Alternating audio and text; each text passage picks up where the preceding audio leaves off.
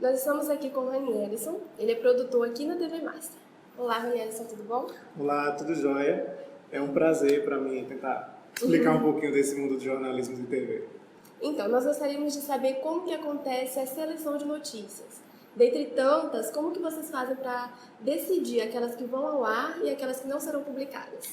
Bem, a gente tem dois pontos bem específicos que ajudam a gente a entender um pouco melhor das notícias para a TV. A gente tem as orientações do veículo, né, daqui da TV, que ajudam a gente a ter um pouco da ideia do que vai ao ar, do que não vai. Por exemplo, a gente tem muitos programas de política e o que é que acontece? A gente evita dar notícias que são de outras editorias dentro desses programas de política, acaba restringindo um pouco, graças ao programa e à TV.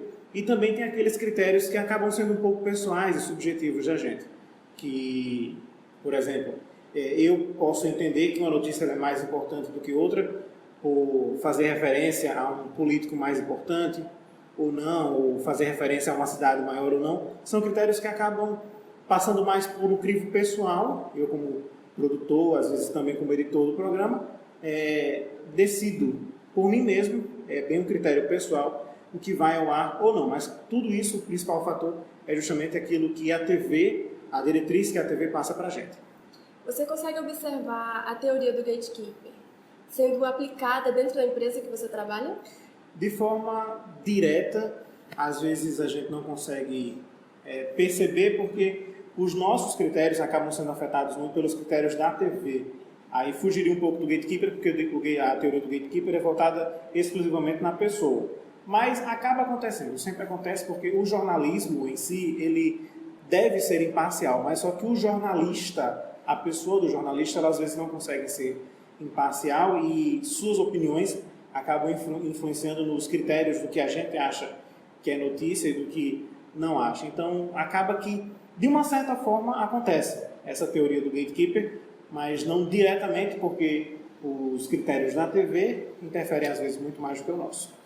Então, para finalizar, nós gostaríamos de saber qual é a sua opinião sobre algumas emissoras e outros canais de comunicação que deixam de informar uma notícia por causa de acordos, sejam políticos ou com algumas empresas. Eles preferem não informar do que perder essas parcerias.